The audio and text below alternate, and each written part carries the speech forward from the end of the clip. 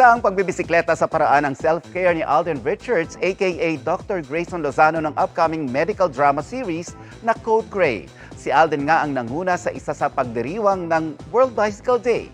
Makichika tayo kay Athena Imperial. Cycle to Distress. Ganyan daw ang mode ni Asia's multimedia star Alden Richards na priority ang mental and overall health.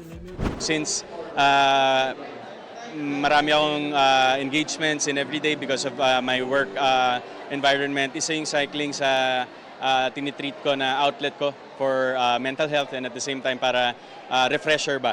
Kumbaga, para maka-eject lang ako dun sa work environment and at the same time makabalik ako na refreshed. Kaya masaya raw si Alden na dumarami at lumalaki na ang cycle community rito sa Pilipinas. Bilang cycling advocate, pinangunahan ni Alden ang nasa 800 cyclists sa pagdiriwang ng World Bicycle Day. Nakakatawa lang na slowly palaki ng palaki yung cycling community dito sa Pilipinas. Be mindful of the road. Kailangan laging may helmet. Make sure that yung bike nyo is in good condition before riding out. And safety first. Bukod sa kanyang active lifestyle, abala rin si Alden para sa upcoming medical drama series na Code Gray.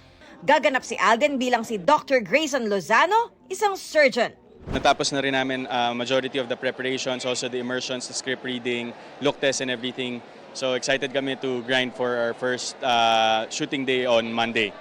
Bukod sa Code Gray, nagsimula na rin si Alden at ibang cast members sa taping ng romantic comedy series na Love Siargao kasama si Nadine Lustre. Athena Imperial updated sa Showbiz Happenings.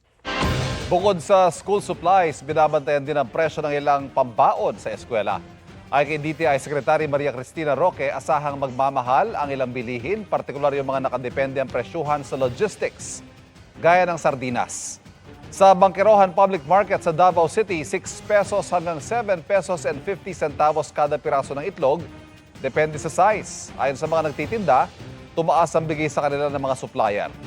Sabi naman ng DTI, pansamantala lamang ang pagtaas ng presyo ng mga bilihin. Inaasahang bababa ulit ang presyo dahil sa pagbaba ng presyo ng mga produktong petrolyo.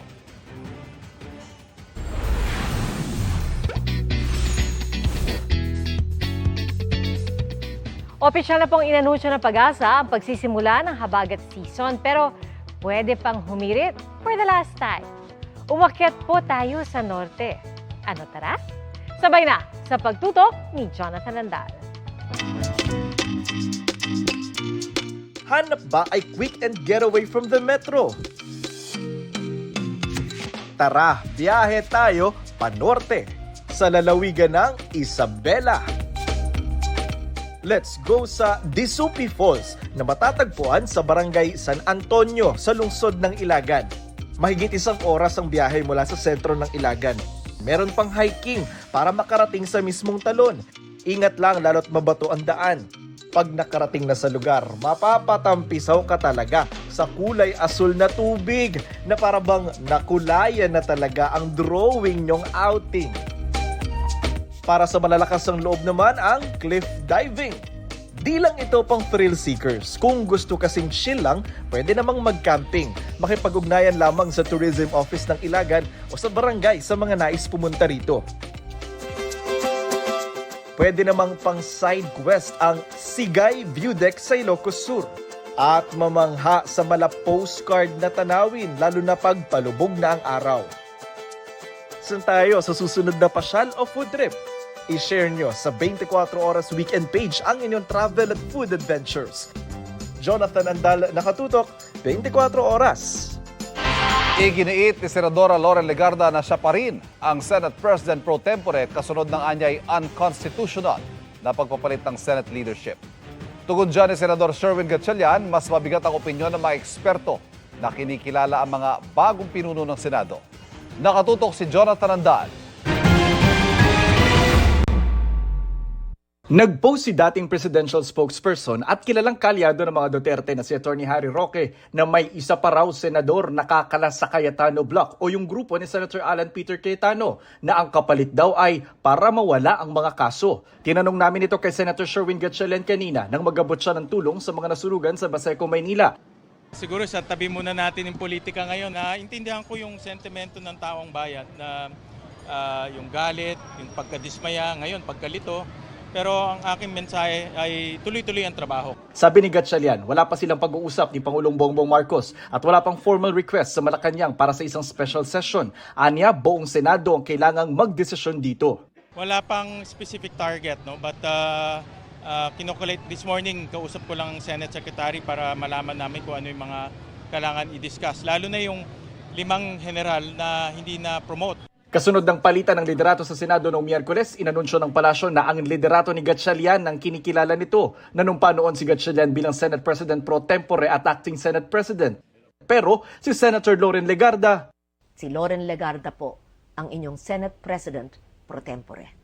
naninindigang siya at hindi si Gatchalian ang Senate President pro tempore. Iginit niyang iba ang numero na kailangan sa pagdeklara ng quorum at iba rin ang numero sa paghalal ng mga opisyal ng Senado. Batay anya ito sa Rule 14, Section 44 ng Senate Rules. Labag sa konstitusyon at alituntunin ng Senado ang nangyaring pagtatalaga ng Senate President pro tempore, Senate Secretary at Sergeant at Arms dahil 12 senador lamang ang nasa plenaryo na bumoto.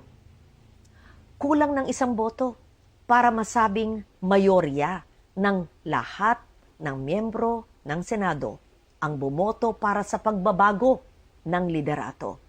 Sabi ni Legarda, hindi pwedeng gamitin pang shortcut ang Avellino versus Cuenco ruling para bawasan ang bilang ng senador sa quorum at pagbalasa sa mga posisyon sa Senado dahil anya nakabatay ito sa lumang konstitusyon.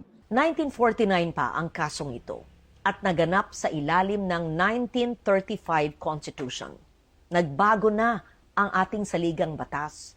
1987 Constitution na ang sumasaklaw po sa atin. Tugon dito ni Gatchalian, Of course, we respect her opinion, but matibay rin ang opinion ng Integrated Bar of the Philippines, yung Association ng mga Law School Deans, of course, yung mga former Senate President. Mas mabigat yung opinion nila dahil yung mga ganitong bagay pinag-aaralan nila. ani Gatchalian, maging ang Civil Service Commission, siya na ang kinikilalang leader ng Senado. Pinapalitan na nga raw ang mga pipirma sa payroll o sweldo ng Senate staff.